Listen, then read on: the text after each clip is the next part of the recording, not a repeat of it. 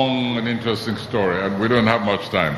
Let me just say that it was totally unexpected, and I didn't believe it was happening.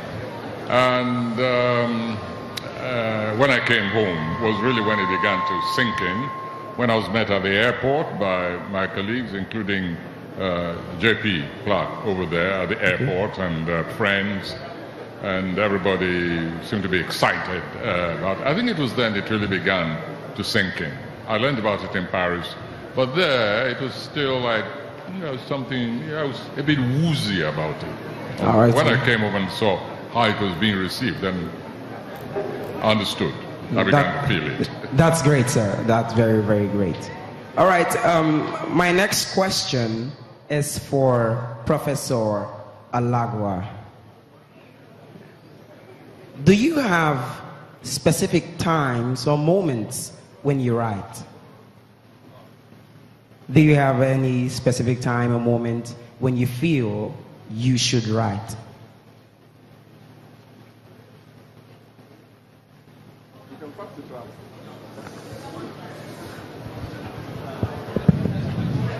Well, I think that every writer has to develop a pattern of work. And for me, waking up early in the morning, very early in the morning, before others have woken up, that's about the best time for me to write. All right, sir. So I think I'll start trying out early in the morning to write too. Yeah. All right. This question goes to His Excellency, the Governor. Can you give us a little insight of the visions and plans you have for this school? Well, thank you very much. Our vision as a government, which is why we've made the investments we have made, not only in this school, but in the several educational facilities across the length and breadth of our state. And by the way, you know that we're also starting a new tertiary institution, ambitiously christened the University of Africa. The reason we are making these investments, even at this difficult period, is because we want to expand the frontiers of knowledge. I want to create a new generation of leaders like you and your colleagues across our state. People who will understand their history, understand their culture, understand their language, and also end up as completely, wholly molded leaders, not half-baked leaders. Our expectation, therefore, for those of you in this institution and in all these other schools, by the time you pass out of these institutions, you should have had an idea of where we are coming from, where we are now, and most importantly, where we aspire to be, which is our future, which, by the way, only you and your colleagues can shape. That's our expectation. That's our vision. All right, sir. Very wonderful from the Governor. Thank you very much, sir. I'm quite inspired by that word. My next question is for Professor J.P. Clark.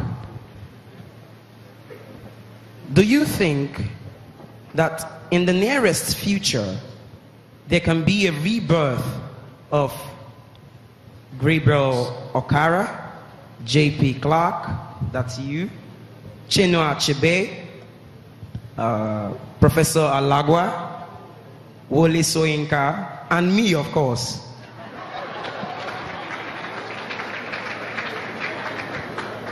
You have said it already. You have said it already.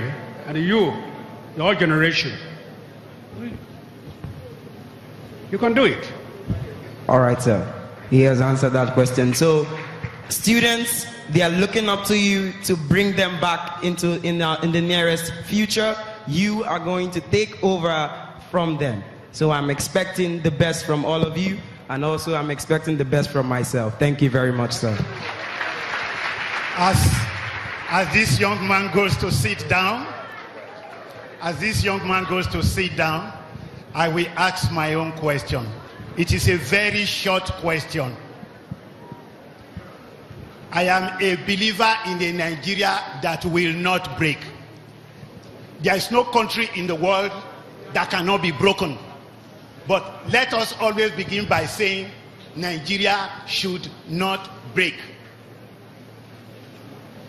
I simply want our elders on this side of the table, on this side of the hall, to give us heart, inspire us, tell us that this country that so much love. I love Nigeria, I no go lie. Now inside down I go live and die. I know Nigeria, I no go lie. Now we all go yap till we die. I think that I am going to start this question asking by somebody whose poem, Abiku, gave us a good picture of the Niger Delta before all the stories we are now telling. Narratives that prepared us for the necessity to fight for our people, to be beneficiaries of what God gave them. I'll give this microphone to Professor J.P. Clark before Professor Wole Soyinka.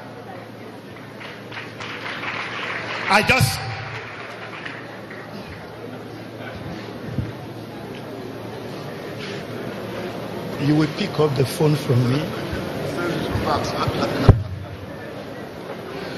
My response is basically a plea. We must stop confusing the argument, mixing up the argument. To say, you see, when people say, especially former leaders, and especially those who bear enormous responsibility for the question of breaking up or not breaking up arose in the first place, it always sounds hypocritical and dogmatic and dictatorial. And that statement is the unity of Nigeria is non-negotiable. Now, that for me is a falsity. Anything is negotiable. The right of people to determine their future is what is non-negotiable. Most nations came into being through negotiation. Sometimes when people say negotiate, what they really mean is restructure.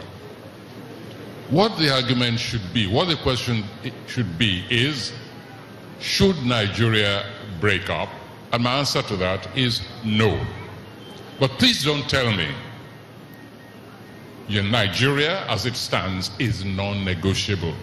For me, this is a fallacy. The nation has got to be negotiated.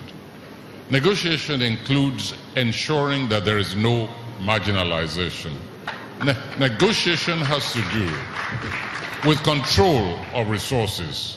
Negotiation has to do with structuring the nation in a way in which the components, the constituents, are not feeding an over-bloated center to the detriment of their own development.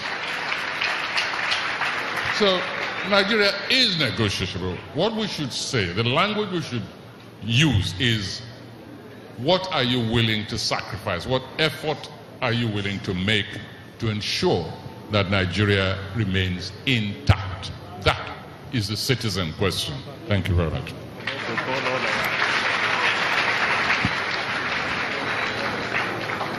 We entered the era when people decided to determine whether we will break or not break, when there was this crisis between civilian and soldier.